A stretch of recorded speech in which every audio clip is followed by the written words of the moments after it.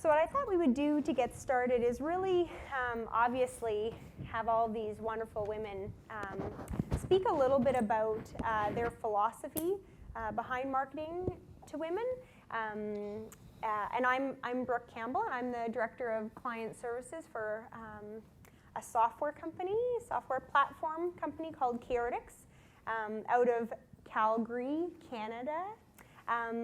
And you know, this topic is very close to our hearts because we're all about democratizing how people do market insights and innovation, and it's all about that 70-year-old woman being able to influence brands by joining a community and talking about the medical products that she uses and actually being able to influence those brands. So I'd love for you each to introduce yourselves before we get started and really just share a story or a snapshot of your philosophy behind marketing to women. So maybe we'll start with you. My name is LYNN Forbes, and I'm the co-founder of WHOAH Network. WHOAH is Women Honoring Our Age, and we're a platform, we're a movement, we're a community of women at midlife and beyond. And our philosophy is, well, first off, the issue is that the older women become in our culture, the more invisible they become as well, especially in media and advertising. And so WHOAH Network's goal and mission is to change the conversation about aging in our culture, especially how women are affected, and to change the dynamics about how women are perceived, both culturally and within ourselves. Hi, I'm Katherine Winch, and I'm the founder of a company called the Mom Complex. And we help companies better understand what it's really like to be a mom and help them develop better products and services and advertising for mothers. And my philosophy is, I think marketing to moms sucks. I think it is incredibly idealized and glamorized and makes us all look like June Cleaver, happy, happy, joy, joy. And it's not really like that. And I also believe that while it's easy to point the finger at the marketers, the truth is they spend billions of dollars studying the lives of moms every year, and moms are actually the problem because we all walk around and lie and say we have everything under control and say we don't need help, and so we get moms to get honest with companies. Awesome, very cool. So I will try to be really truthful after that one. And I would like to point out Katherine's shirt, because I think it is so phenomenal. It says, fine, fucked, insecure, neurotic, and emotional. And I said, I think we all are. So I'll just speak for myself, being totally honest. I know that I am. But at the same time, I also know that each of us hold so much power within. My name is Kimberly PINKSON, and I founded a company called ecomom.com and a nonprofit organization called ecomomalliance.org. And I believe that each of us, as I was saying, sits on so much power to make the world a better place. And as a mom, I feel like we should step up and use that power in whatever way we can to be heard and to voice our opinions and to share our fears and our insecurities and our foolishness and our pride and joy and everything, so that we can be more honest in our communications with each other and companies and brands that we support. I think that we obviously have that power of control over the dollars spent, and so being more aware of how companies are producing goods and how they're telling their stories, and are they truthful in their storytelling, we can then use our dollars to support companies and brands that we believe in. And that was really the vision behind Ecomom and Ecomom Alliance, and it led to me now doing business development consulting with a focus on sustainable and health and wellness and cause-driven companies and brands. So that's my nutshell. Hi, I'm MARTI BARLETTA. I wrote the book Marketing to Women, which when my publisher made me name it Marketing to Women, I was really mad because I thought it was a really boring title. But now it's kind of fun to say, yes, I literally wrote the book on marketing to women. And my second book was called Primetime Women, because of exactly what Lynn was talking about, that primetime women are women who are in their midlife prime, their 50s and 60s. It's a life stage, it's not a generation. And Thank they you. are in their midlife prime, and they are the prime marketing opportunity for marketers in almost every business that you can name, because they have more money, they spend more money, and they influence more people. So my philosophy, my company, the Trendsight Group, helps companies get more business by getting smarter about women. And people ask me, well, reporters call me all the time, and they're like, so everybody knows that women buy most of everything now. So what's new in marketing to women? Who's really doing it? What's new? And I said, well, if everybody knows it, they're not doing a very good job manifesting it in their marketing, because my first book came out in 2003, and I've seen certainly progress in marketing to women since then, but by no means the kind of response that the extraordinarily strong business case would suggest. So I'm on a mission to change that. Cool. I'm Siobhan Nealand. I am the founder of the One Mama charity organization and Shaboom Products, the makeup line that I founded to support the charity from a for-profit standpoint. And then I also have my own consulting company that I'm the founder for, and I consult for a top secret project at Amazon. So I have way too many jobs. So I kind of fit in all demographics. Not sure really why I'm on this panel, but I'm going to go for it. So I feel like every one of you I can speak to, because as a charity and trying to fund, it's all about marketing. Because if I had actually known that, I wouldn't have started my charity probably.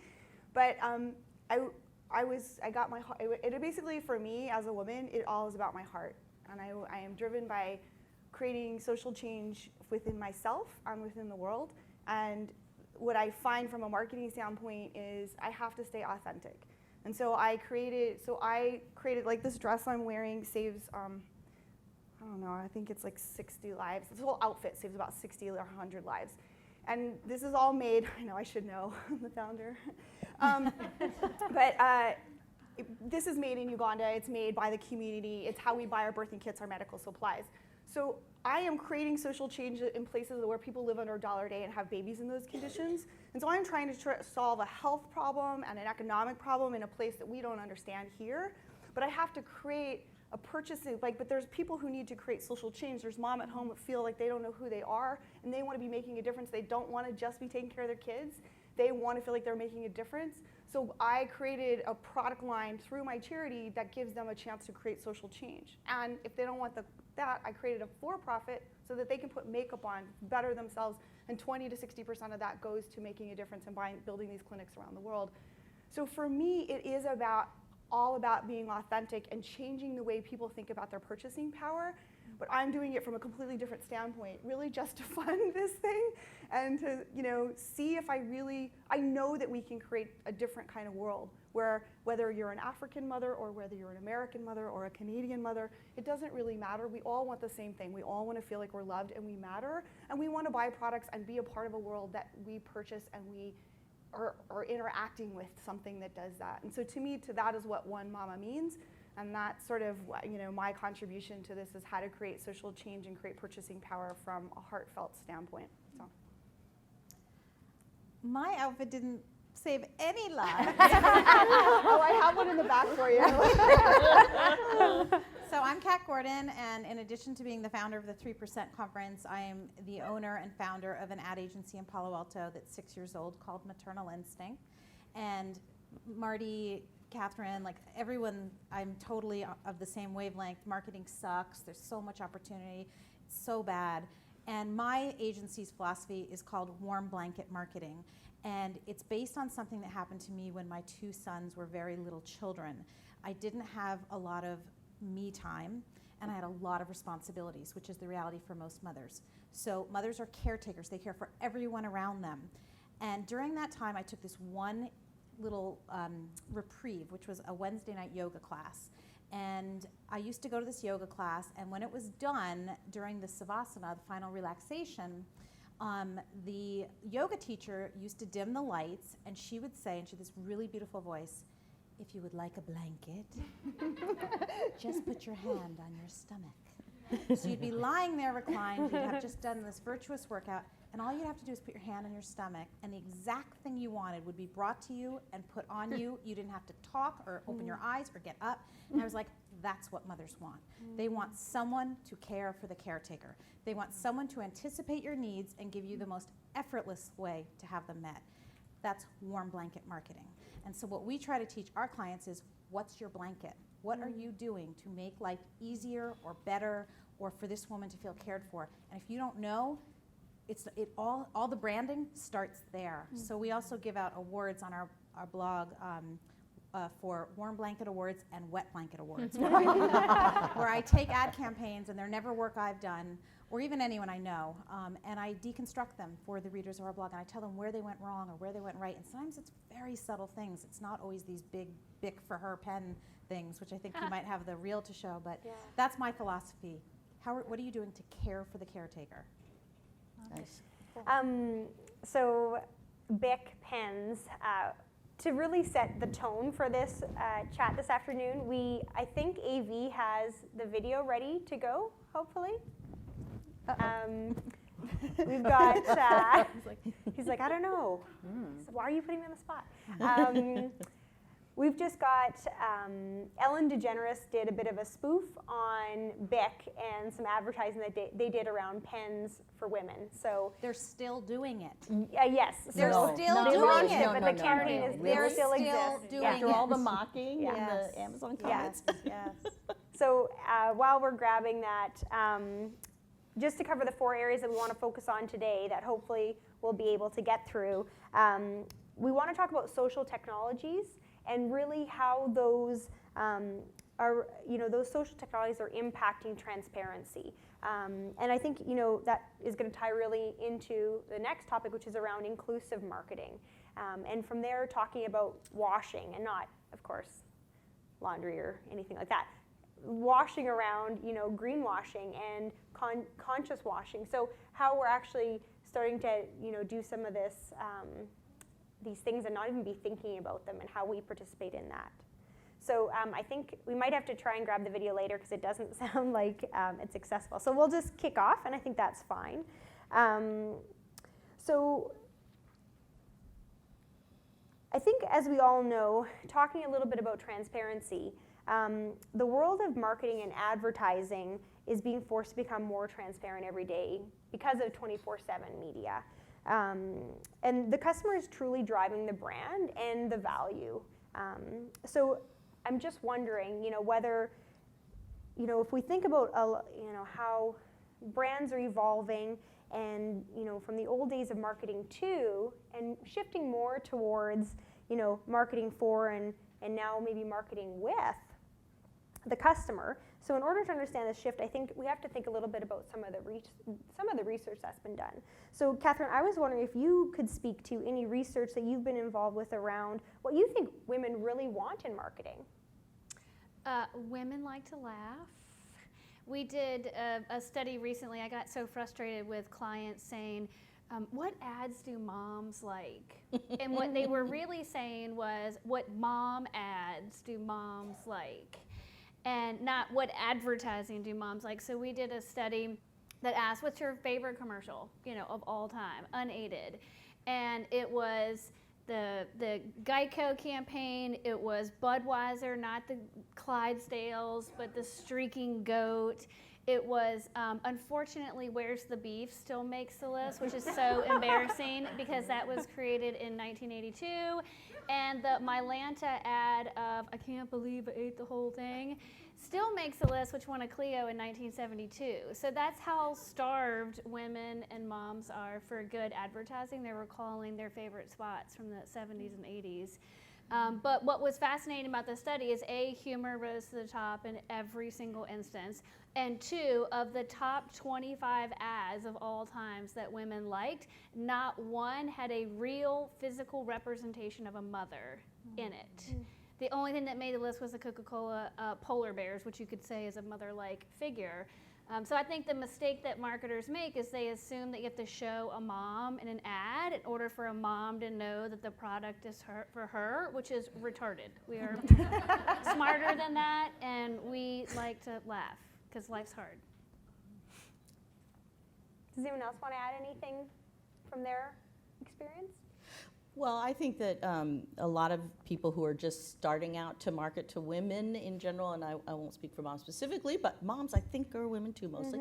And the mistake that a lot of companies make is that they buy into this sort of ancient adage that women are all about relationships, and they think that women are always going to like the thing that shows the warm and relationship. So, for example, Midas mufflers, actually they're not mufflers anymore, they do a lot more. So Midas was, I happen to know the guy who did the research on this, and when they first did new advertising, it was sort of like, okay, we make our car safer so your baby doesn't get hurt, or so your, you know, they have a little story in them, and they're sweet little ads. And they found out that women hated them. They absolutely loathed them.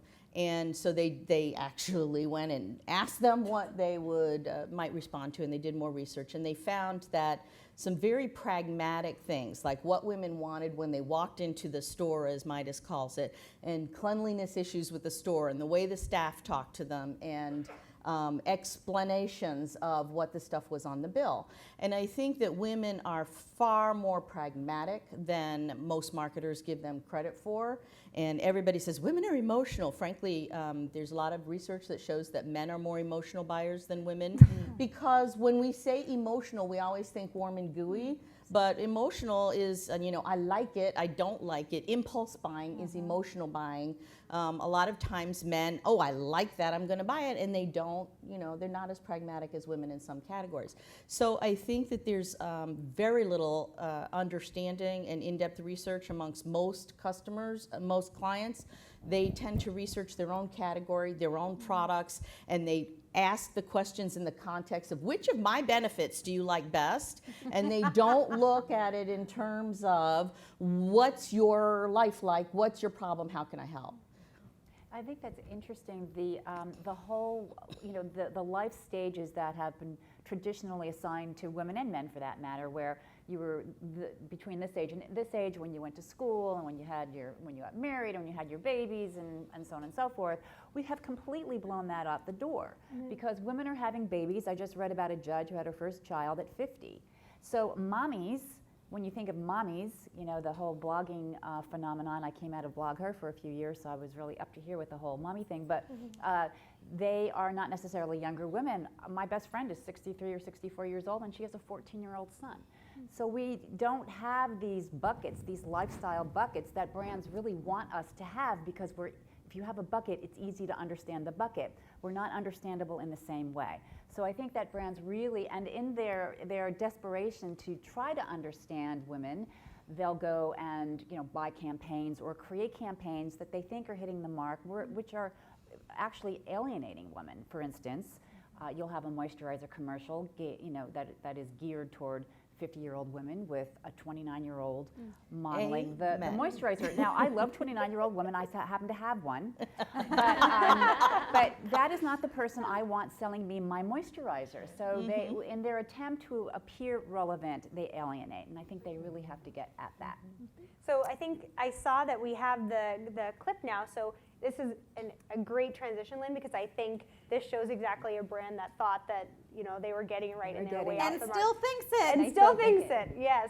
And but initially had the thought and still thinks it. So love Ellen DeGeneres. So here she is talking about I like to promote BIC. kindness and equal rights, and I don't like labels, and I don't see color. I'm like a Cocker Spaniel in that way. And I don't like pointing out differences between people, especially men and women. And I thought that women, we've made a lot of progress towards equality. And we're allowed to vote, and I think since 1982 now. We can wear pants, we can drive at night, all those things have happened. And then I saw something that makes me think we still have a little bit of ways to go. It's a new product from BIC, the pen company. And they have a new line of pens called BIC for Her. And this is totally real. They're pens just for ladies. I know what you're thinking, it's about damn time. Where have our pens been? Can you believe this? We've been using man pens all these years. Yeah. And they come in both lady colors, pink and purple. And they're just like regular pens, except they're pink, so they cost twice as much. That is absolutely true as well. The worst part is they don't come with any instructions. So like, how do they expect us to learn how to write with them, you know? I was reading the back of the pack. Well, I had a man read the back to me. And it said it's designed to fit a woman's hand. This is all true. I'm not making any of this up. Designed to fit a woman's hand. What does that mean? Like, so when we're taking down dictation from our bosses, we'll feel comfortable and we'll forget we're not getting paid as much? I mean, just think over the last 20 years, companies have spent millions of dollars making pills that grow men's hair and fix men's sex lives, and now ladies have a pen. Wow.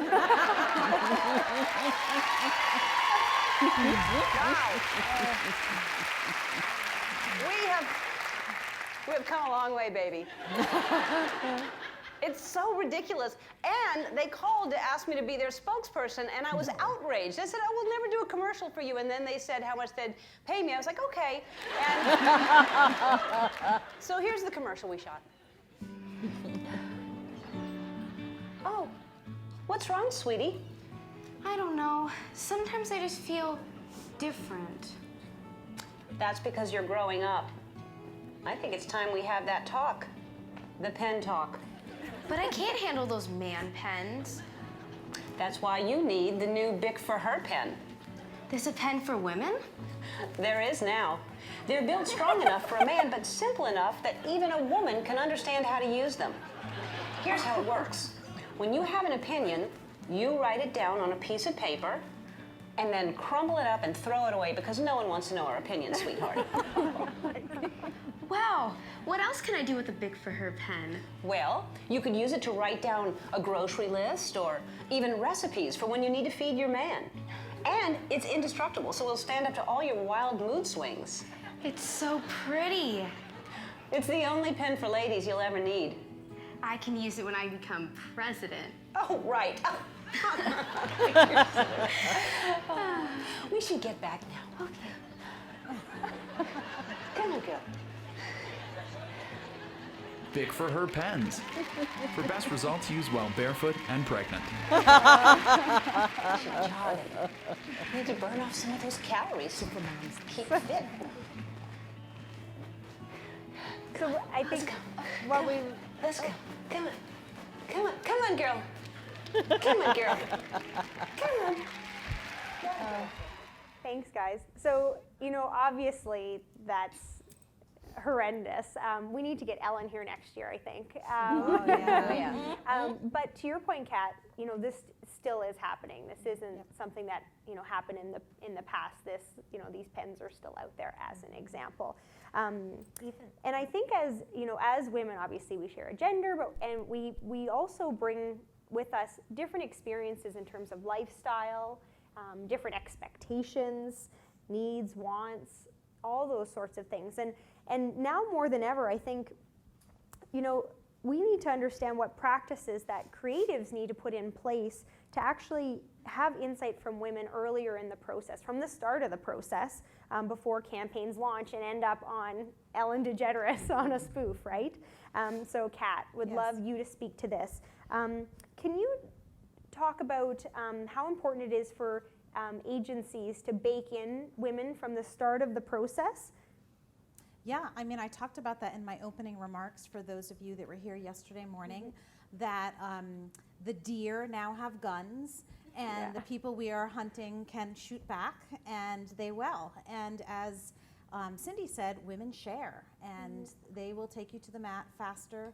And what did Scott said this morning as well, two people you don't want to piss off, and it was moms and something else. Geeks and moms. And not geek moms, right? Because yes, he said run. Geek moms are fun. But the thing that, so yes, you absolutely need to have some kind of a female sensibility early to kind of have a temperature check about things, a humor check.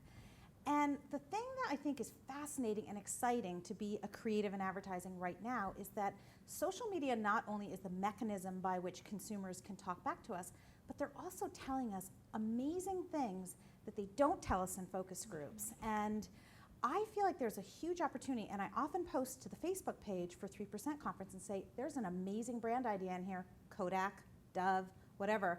One example being a woman wrote a piece for the Huffington Post last year called Moms Get in the Picture. Do you remember that, Catherine? Yes. It was just a mother wrote a piece about how she realized she was at a party and her son really wanted her to come in the photo booth with him. And she thought, oh, I don't look very good and I haven't lost the baby weight. And he pulled her in there and the pictures were so fabulous. And she started to think about how many pictures she doesn't let herself be in because she's not perfect anymore and she doesn't love her body anymore. So she wrote this incredibly heartfelt piece about moms get in the picture. And it was shared all over the world so plentifully. And then Dove, I don't know if it's a coincidence, just put out their new, did you guys all see their newest ad?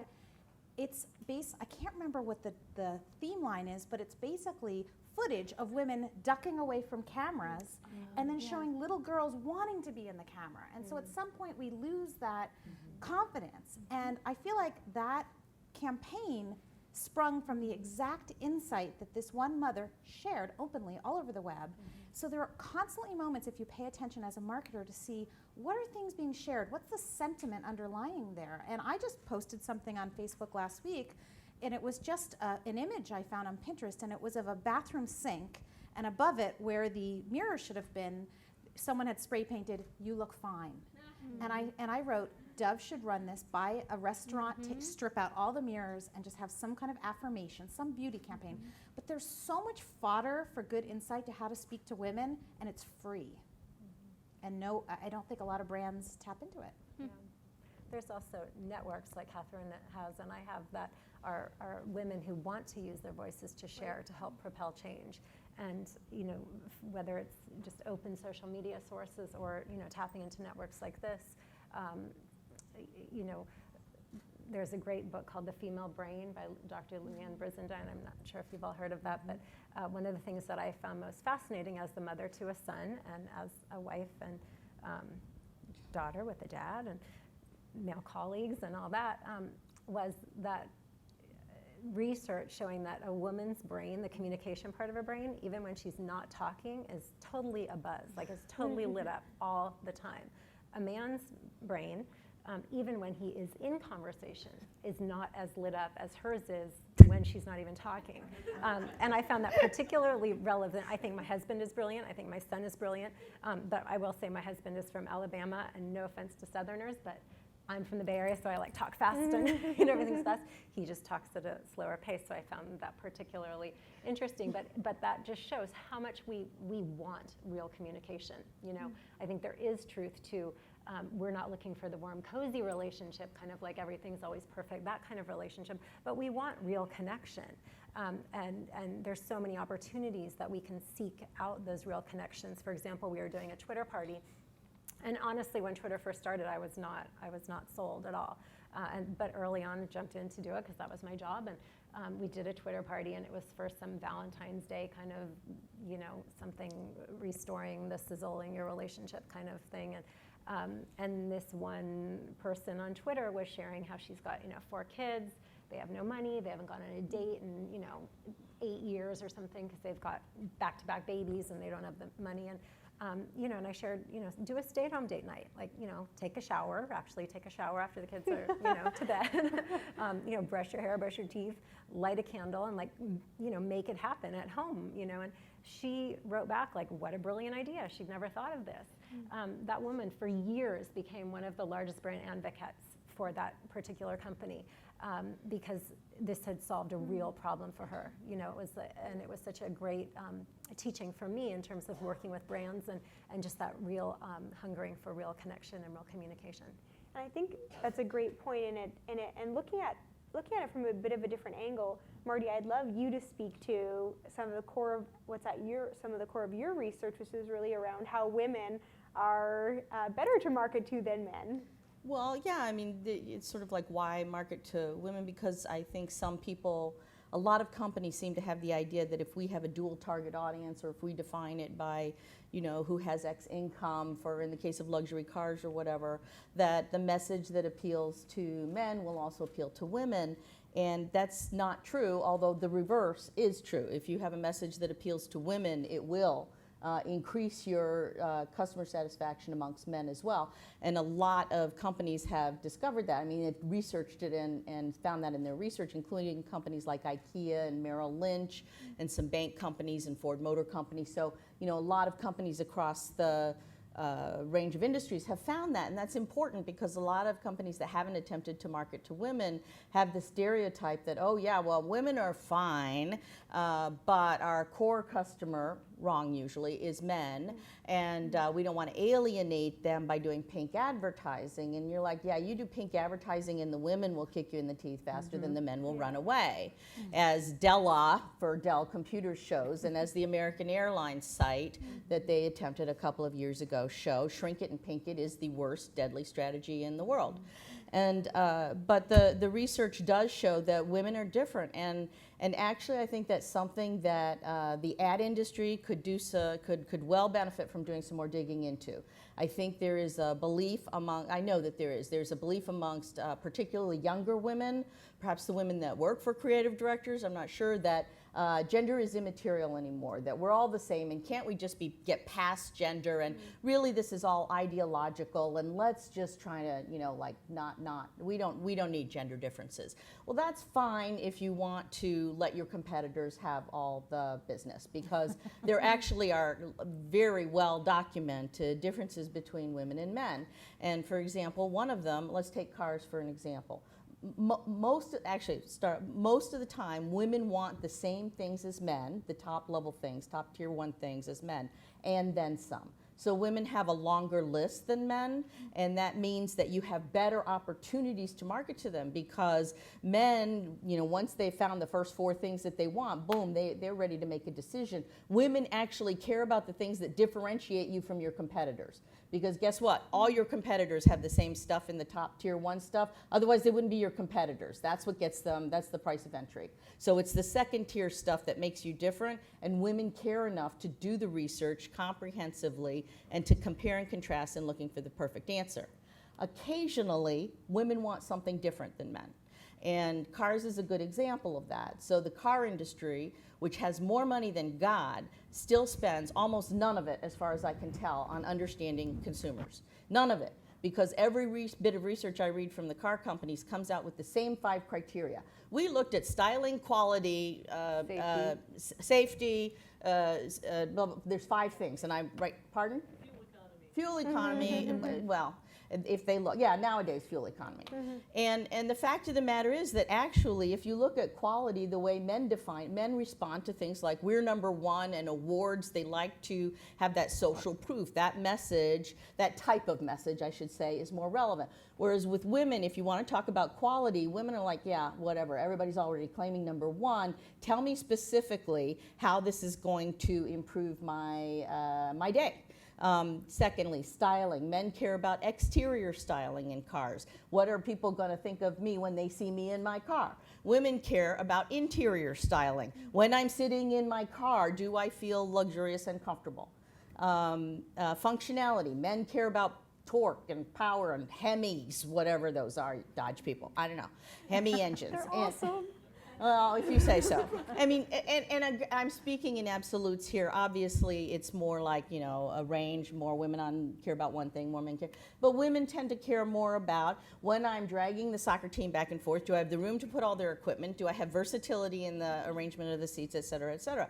So there are some categories where if you do the research, you can find. Now, if women, and this is true, are buying 60% of new cars, not trucks, and SUVs count as trucks, and vans count as trucks. Women are buying 60% of new cars, 65% of Toyota Camrys, which until recently a #1 car in the world forever. All right, don't you think it's worth your time to figure out what women care about more than men? And yet you will see very few, you'll see some, but you don't see the abundance, the preponderance of car advertising in women's media that you should see. Women's magazines, for example, or women's websites, you don't see it. They're just simply not addressing them because they think, oh, dual audience, close enough. They're letting a huge opportunity slip out from under them. Yeah, it's a good point, and I think it ties into, Lynn, what you said at the start, which is bringing up the awful, whatever the saying is about after 40 male marketers, you know. don't even take women over 40 into consideration. Can you talk a little bit about how age and lifestyle stereotyping comes in? Well, what happens is that the women hit 40, and there's this culture of I'm going to use that word a lot because it's so endemic in our society. This culture of fear and scarcity. So we really are terrified to be older. I mean, old is bad, young is good, and marketers, take advantage of that fear base and create ads out of scarcity. That's how we look at it. So you'll see things like, that's not quite right, and you've gained those extra inches, and remember the day when you were perfect. And no, I really don't remember the day I was perfect, nor do I ever think that any of us will ever be perfect. And so brands look at women, again, I'm going to say this again, in a very flat way. And they assume that if you've reached a certain age, that all of a sudden your memory is just not as good and you're not as interested in things anymore, you're not purchasing anything. Women over 50 control $19 trillion of our economy, 19 trillion. By, what did I read, 2015, 45% of the US population will be over 50. So this is an enormous demographic, and we're living to much older ages in a much more healthy and active way. And so, and it's not just baby boomers. Remember that millennials will start turning 50, I think, next year. And there are women who are older than boomers. I don't even know what you would call that market. The mature market, I think, is what I've seen most often. There's not even a word for that market. So there are millions and millions and millions of women who have a lot of money. Not only that, many women will be double inheritors. They will inherit from their husbands who will die before them, and they will inherit from their parents who are living longer. So there's a tremendous amount of economic power that we have, and I think that the brands desperately want to get close and understand women. But to your point, Marty, they don't try. They make assumptions and they think close enough, but it's really not close enough. Or they don't, I've seen where they don't carry through the message all the way to the touch points. For example, going back to the car situation, I've actually enjoyed the Subaru commercials of late with, they show the puppies growing up and then dying and the kid comes in, because that resonates with my life. I went to a car dealership some time ago, and well, actually 12 years ago specifically, because I had a new son, a new baby, and I'm a new mom, totally exhausted and overwhelmed, and I need a new car. I live in the mountains, so I need four-wheel drive. I'm going to get a Subaru. And I'm basically I'm like an easy sell. I'm gonna get that car. I'm like ready, I'm there. The guy's like, do you wanna go on a test drive? I'm like, yeah, sure, go on the test drive. As we're cruising back into the dealership, he's got me in his pocket, and he's like, oh, and guess what? If you fold down the rearview mirror, there's a mirror so you can do your makeup. And I was like, seriously, dude? The last thing I'm concerned about as a new mom right now with my car is how my makeup looks. And do you really think I have time? If I'm pulling over, I'm making sure my baby's okay in the back seat. And so it's training your front line again. Your front line, yeah. I mean, going that distance. If you're gonna go put all those marketing dollars and that time into creating and crafting a campaign and pitching it, and it gets picked up, make sure the people that are going to be delivering to the actual customers know the message thoroughly, and they're able to walk that talk and be as sincere as possible in that. Yeah, I think that's a really good point. I asked our community yesterday what brands they thought were getting it. And I'll just discount the comments that said nobody gets me. But the brands that came out over and over again were ones that didn't necessarily focus on people, but focused on the product. For instance, DSW. If you see ads, they're focusing on their shoes, on what the shoes look like. They're not necessarily focusing on the person who's wearing the shoes, although you see ankles and you see legs. So I thought that was really interesting. The other companies that came up over and over were Soma and Chico's. I guess that's the same company, right? Soma and Chico's.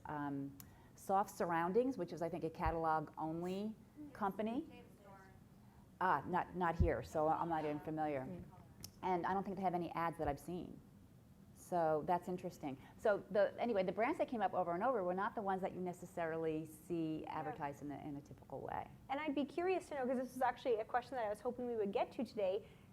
For you, ladies, are there other brands that arise for you that you see are doing it right? Because I know that one of the ones that I think I've heard talked about is I think it's Secret Mean Stinks campaign. Oh yeah, Susan Cradle did that. Yes. Oh, Yeah. okay, yeah. Excellent. So, but other brands that come to mind? I think Kraft is on fire right now. I think that the Kraft macaroni and cheese work is hilarious. It's based on a deep insight of you love it, which is interesting. It's not so kid-based and mommy-based. The Zesty guy is hilarious. And then the recent Jell-O work, I don't know if y'all have seen the new spots from Jell-O. It's hilarious, and it's freaking Jell-O. Like, it's not that interesting. And so I think for a CPG company that is in your life all the time to do creative, provocative, funny, interesting advertising is extraordinary, and they just keep turning it out. And CPG is one of the hardest categories, obviously, because there's so much commoditization and private label is such a big deal. And the fact that Kraft is on it and Procter has always been exceptional, Procter & Gamble's always been exceptional at it. And there's not that much that you can differentiate about a lot of those products. And so it's all about making them like you as a brand. And I, to this day, use Brawny paper towels because of the Brawny Man campaign that they ran on the web, whatever it was, 8 years ago or something, in which cracked me up. But I will pass up huge discounts on Bounty in order to stay loyal to Brawny because I just appreciate their effort. Yeah, and I guarantee that the brands that are doing the best marketing to women and to moms have the best creative briefs. And I think as creatives that you have to demand better creative briefs. And if the brief is lame and it has lame insights that talk about human beings that are superhuman and don't exist, I think you have to call bullshit on that and say, I don't know a mom who wakes up every day striving to get the most out of life. I mean, there's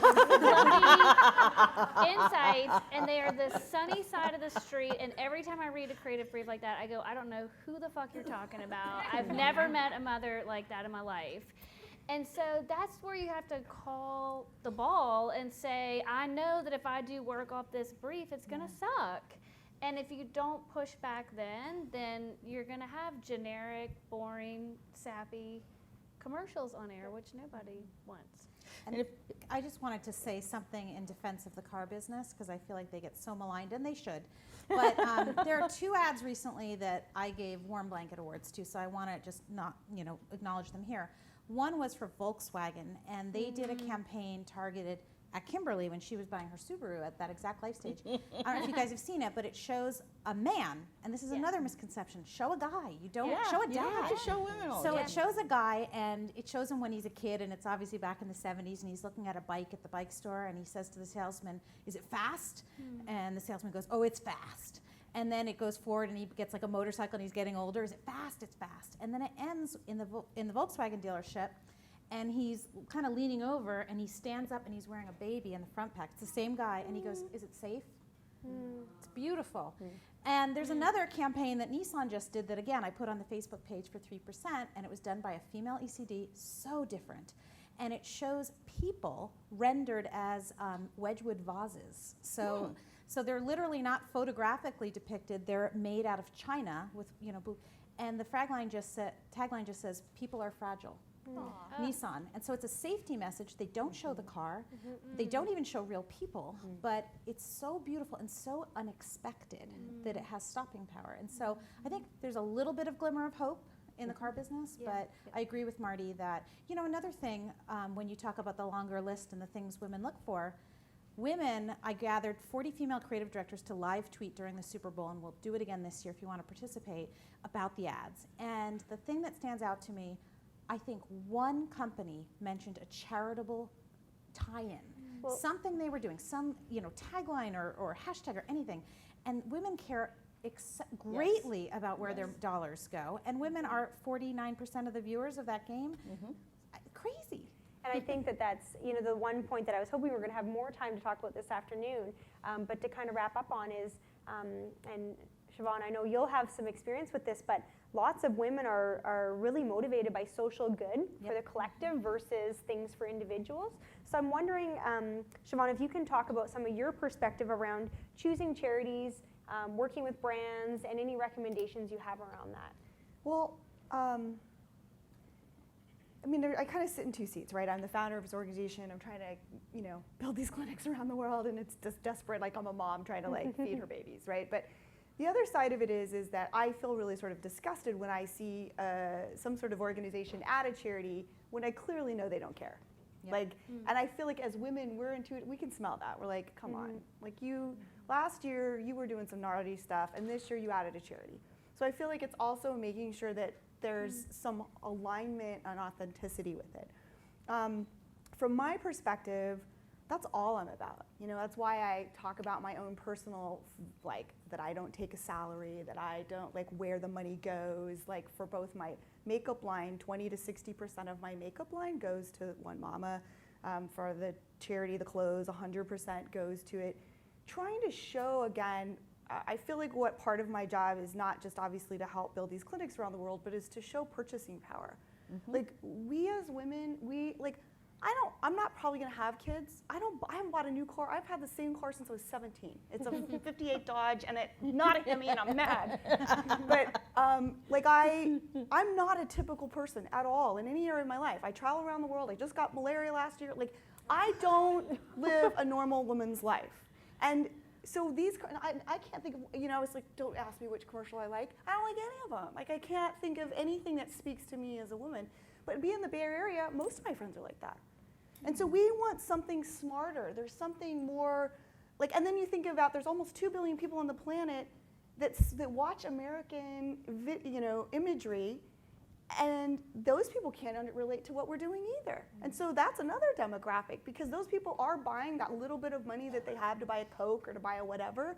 I think it's thinking about us in a global, heartfelt, and at the end of the day, whether it's the dad or the mom, we just want to feel loved and we want to feel mattered, and we want to know that we had some sort of impact, that we nourished ourselves with what we bought, what we ate, and how we interacted with the people around us in a care. And I think I have this new really great little hotshot team that's helping me, and most of them volunteer, and they're always like, well, in their marketing backgrounds, we did this, we do that, and I get to recruit under the top companies. I work for Amazon, Google, like I get to peek under the hood and hire the best of the best in marketing, and almost everything I see is crap. And like, I was like, so I'm like, my team is like, no, we got to do it this way. This is how Amazon does it. This is how good. I'm like, no, I know it's crap. And so I have my little team. We are a tiny little team who have no funding, and we go and do exactly what you said. We go read what's selling, what's the blogs, what are people saying, and sentiment, and what's really are people asking. And even this year, I had an event last week, and something changed this year. I don't know what changed, but the way people are responding, how they buy the products, and how they respond to donating to my charity, something changed. And for good or bad? I don't know. Were sales up or down? They were not as good. They were not as good. But I'm getting more response social media. So public-wise, my public rating is out through the roof. I'm known around the world. But the money is not coming in. So it's interesting, like social media is adding this piece to someone like me that's a tiny little charity or tiny little organization where I'm getting the things that are trending. And so a couple things, I try to create a product line for that. And some of it works and some of it doesn't. I think it's an interesting time in history right now of where we are about, I think everybody is so overstimulated and so confused about who they are. And like if you were in San Francisco, New York, or LA, that's one kind of type of woman. Then there's the Midwest women. Like I have people who buy all my products on Amazon, and they buy the most interesting things. And then I have the demographic of people around the world from South Africa who buy my products. And they have a whole different way of looking at it. But they're still paying attention to what we're doing. So it's also, I think that's the other problem that's happening, is that we get into these little like microcosms. And I'm living in San Francisco, there's no place in the world like it, so I get really confused and I think, oh no, everybody loves that. I'm like, oh no, that didn't really work. I've definitely made some major mistakes in my marketing because I was thinking, oh, well, everyone here loves it. Well, that's just sort of narrowed me down. So I'm in the process of changing those things, but basically doing what you're talking about is going and looking at what are people really doing? What are they really trending? What products are really selling in the market? But I also, in a negative point, I also get really discouraged. The things that are selling on TV is reality TV shows where people slap each other, and it's not as heartfelt. And I'm the very opposite of that. Everything I do is compassion heart. I spend over 60% of my income goes to trying to save the world. I can't relate to somebody slapping each other because you borrowed my shoes, you know? Like, but there's product lines that are coming out of that. There are all of this stuff and media around that, and I think there's just sort of, I think that's all going to blow up. I think it's changing and shifting. It's lowest common denominator kind of. Yeah, and I think, so people are trying to, like, marketers are trying to find the low-hanging fruit around that. Well, it's also like, how are we using cause marketing? And it's not going away. Like, you can't find a company now that doesn't have some element of CSR built into it. Yet 91% of people right now, global consumers, are saying they would shift if the price and the quality are comparable. They would shift to a company that stands for values that they agree with. Yet 70% of consumers are saying they're confused about the CSR messaging. Totally. So I think it really goes back to, like, how deeply is your cause marketing campaign woven into the DNA of the company. So for example, you asked about what's the company that we think is doing it right. I would say like Tom's Shoes. You know, from day one, the giving away of the shoes was woven into their DNA. So it wasn't like, ooh, let's come up with a cool story that has nothing to do with the company because, you know, we're gonna like market to women, so let's make sure it does this and this and this, but there's no women on the board of directors, there's no women on the creative team. Like, we're gonna know, like you said, we're gonna smell it, you know? But if it's really woven into your DNA, maybe it's not even there yet, but you say transparently, we're gonna get there, and this is the first thing we're gonna do, and we're gonna start weaving it in, and you share that honesty. You know, gosh, 8 years ago, there was this thing with, I was talking to someone at Gap about, they really wanted to talk about the organic cotton they were weaving in, but they had so many skeletons in their closet. I'm like, talk about the skeletons in your closet. Totally, you know? and that's a big thing. And talk about what you are shifting, and people will resonate to that honesty and that truth and come around to that integrity. Well, I appreciate all of you being up here today, and Kat, for you and your team bringing all of us in here. It's been really special. And I wish we could stay and talk for another hour, but I think we're getting kicked off the stage. So thank you all for your perspectives, and hopefully you guys can all leave here today and really think about those brands that you think really get it and promote those. So thanks, guys. Thank you.